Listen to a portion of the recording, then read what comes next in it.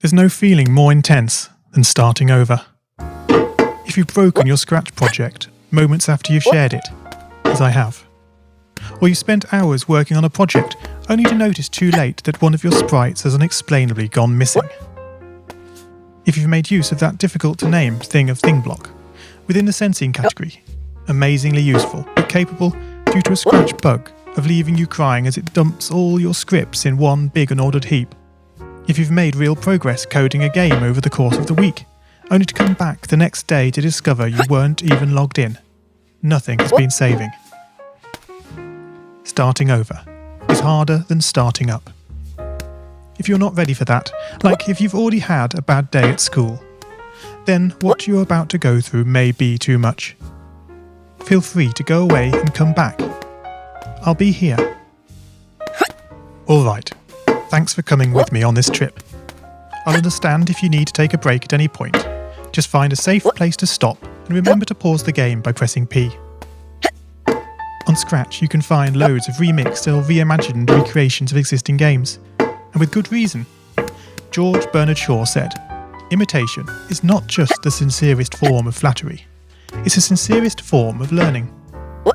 This game is a recreation of a game that came out in 2017, titled Getting Over It with Bennett Foddy. That game in turn was a homage to a free game that came out in 2002. Both games involved dragging yourself, using a hammer, up a mountain assembled from assets and objects sourced from many other games.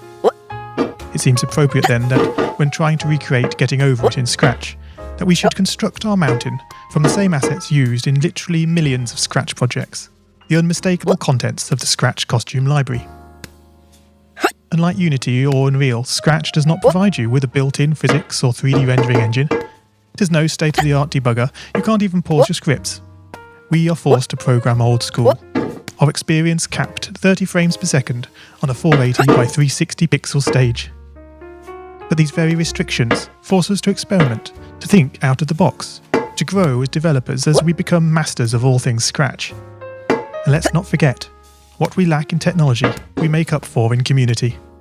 This fantastic bunch of budding software engineers, building, learning, creating, playing, remixing, as diverse a group of people as the very Scratch assets we now so skillfully attempt to ascend.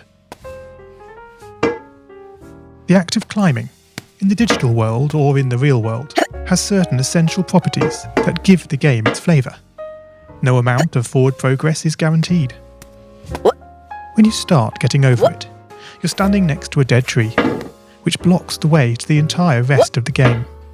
You prod and poke at it, exploring the limits of your reach and strength, trying to find a way up. When starting a new Scratch project, that initial blank slate is both refreshing and at times a little scary. Wouldn't it be great if we could travel forward in time and review our finished projects to see how well they turned out?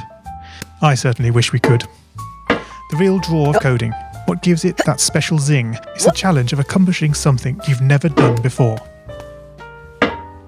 At this point, you don't want to fall into the trap of rushing into creating loads of content, designing all the levels, the player costumes, all the easier stuff that can be perfected later.